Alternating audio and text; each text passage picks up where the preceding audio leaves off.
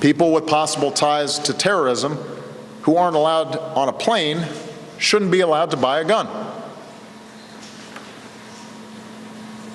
Enough talking about being tough on terrorism. Actually be tough on terrorism and stop making it easy as possible for terrorists to buy assault weapons. You know, say what you want, but after the weekend, the Democrats sort of hijacked this hostage situation to terrorist situation and made it a guns rights issue, which is now back to the forefront and again an election topic. A new CBS poll says that 57% of Americans support a nationwide ban on what they call assault weapons. So what could Trump's meeting with the NRA mean for his support amongst key Republicans, independents, and even some Democrats? Here to help us out, hash it all out, Tammy Bruce, Bo Dietl, Steve Rogers, and Gina Loudon. Gina, the tweet this morning from Donald Trump with regard to maybe using that no-fly list to help ban people from buying guns. Were you surprised to see it? And what does it tell you? This is so fascinating to me because this is the first time, and I have to say I completely disagree personally with the idea of using a no-fly list to determine, because one bureaucrat decides who's on that list, and as you know, Charles, because we've talked about it on your show before, they make mistakes, and people like Lois Lerner get to make decisions, and bureaucrats, so that's not good. But this is what I appreciate about this, that Donald Trump is willing to go in and have a dialogue, and his statement actually went something like this: if they are a known enemy of the state, that's sort of a different thing than somebody who happens to have mistakenly got put on a no-fly list. So I'm glad that he's willing to have the conversation rather than to just dig in and politicize it and worry about where the next lobbyist dime is coming from. Well, Steve Rogers, it is politicized. It's now a central issue of the election, and to some degree, particularly with the help of the mainstream media, the Democrats have seized upon this. Now, the NRA released its own statement saying that they're not going to change their mind on this measure. I think people should know, though, when you say the no-fly list, when I hear it, it doesn't sound like a lot of people. I think people should know there are a million names on that list. That's right. A million potential terrorists? Are you kidding me? Look, our names could be on that list. We won't know until we're ready to go on an airplane trip. But, Charles, what's troubling about this is that the President of the United States has declared war on guns. He's declared war on the GOP. He's declared war on everyone except the people he should be declaring war on, and that is terrorists. And that is the problem we're facing now. They're pivoting this conversation from a war on terrorism to a war on guns. Bo? You know, he's exactly right. Steve's right. You know, the point is, in his speech yesterday, I listened to him, the anger came out against Trump. The anger came out against the guns. The anger came out with everything was supposed to come out with these, I'll call them savages, okay? The people that want to kill the infidels. And they say it, ISIS, use your F-50 Ford truck, use a knife, use any way you can to kill the infidels. That's what it's all about. And the president missed the damn point there. All right, before I go to you, Tammy, I'll read to the audience what the NRA said. They said their position, and here's official what they said. On the issue has not changed. The NRA believes that terrorists should not be allowed to purchase or possess firearms, period. Anyone on a terror watch list who tries to buy a gun should be thoroughly investigated. Yes, and then, of course, if they're trying to buy a gun, you investigate them, and they've got a plot, then you arrest them. But consider what the president just said. We don't want to make it easy for terrorists to buy a gun. Why is the terrorist on the street in the first place? Consider if you are too dangerous to fly or to purchase a firearm. If the president's position is that we're keeping terrorists from buying the gun, why are we not arresting them? Why are they in the system to be able to purchase whatever they want? This is why FBI reiterated today, they've got 900 active cases in the United States. Why are we, and 45, by the way, which require 24/7 surveillance. Why are they on the ground? Why are they being allowed to operate as normal human beings when we're told that our Second Amendment rights are the problem, when in fact, if you want to control something, why don't you control the terrorist by arresting them in the first place? I'm a member of the NRA. I'm an active paying member of the NRA. The NRA agrees with it. I think we all agree. If you're a terrorist or a suspected terrorist, you shouldn't be able to buy a gun. So, I mean, there's nothing lost in the because Charles, the system is flawed. The problem is, and to Tammy's point, is that you just can't arrest people based on nothing but evidence. I mean, a lot of it's hearsay. We have to change the system. And what I believe is if you are suspected of terrorism, automatically fingerprints. Once you are fingerprinted, it goes into a computer system.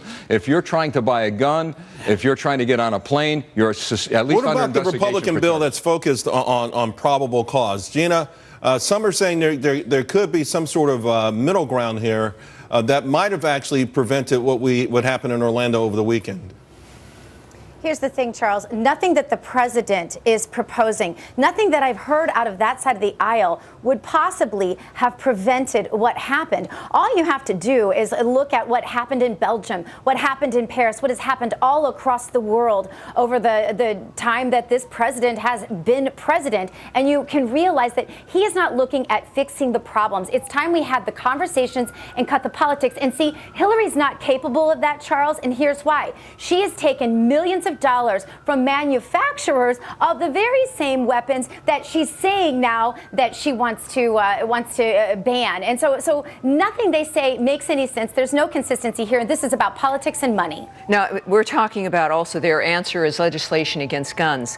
When I say why is a person out on the street, what about legislation saying that if you have a pledged allegiance to ISIS or if we have certain ties to terrorism, that alone would be a felony. That way you do have your due But Tammy, process. what about this? What about Fellas, let me finish my thoughts here. Is that at least gives you a dynamic where you're not being stripped of a constitutional right because of suspicion. And that's our issue. We want them off the street, but you're not going to, and a million people, why don't make it 10 million people on the no-fly list? Well, what and about, then that automatically is going to rip your constitutional rights away? We've got to put it within the justice. I mean, Charles, hold on a second, because I think people would say it sounds like it would make sense, and it does until you look into this and say, wow, it has been politicized. Ted Kennedy's name is on the list. But so Steve, people aren't going to. It doesn't make sense. It doesn't work because it can be politicized. It's unwielding. There's no due process to get off the list. Charles, there is entirely too much talk. We got to take action. The action has to be done through massive military strikes in the Mideast. No, but we're and a talking now declaration of domestically war. at home. I understand I'm talking about cutting the head off of ISIS, but homegrown terrorists who are in position right now who are being radicalized at this very second 900 and who want to go out and buy a gun. Here's the problem, Bo, and to Tammy's point. This is a guy, and this is the part that bugs me the most. They had him. Well, you know what? They had him twice. They had him. He admitted what he wanted to I do. do have an He's answer over to here. stop Excuse him. me. I do have an answer. You've got 14,000 FBI agents that are covering this whole country and outside this country. Why in the hell aren't they filtering that information down to the local law enforcement, to the Orlando Police Department, to their intelligence division, and put these guys on their watch list of the local police? They don't share the information, and that comes down from the Attorney General's office. They should be sharing this information. Bo is absolutely right. We've been street cops, and we know that cops are not getting the intelligence or information. Wasn't that the epiphany after 9/11?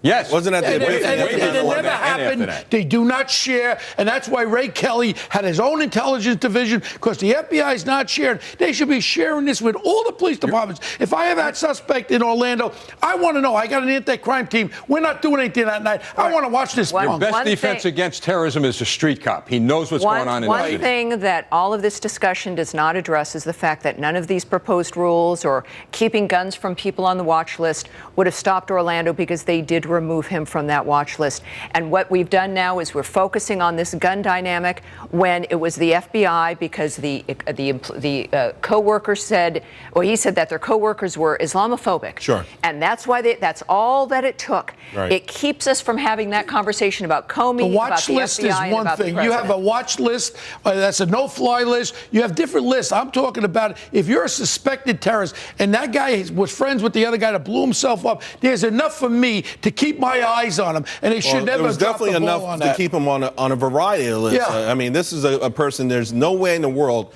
he should have dropped off that list. But Gina, I'll go to you, and with the point that Tammy is making.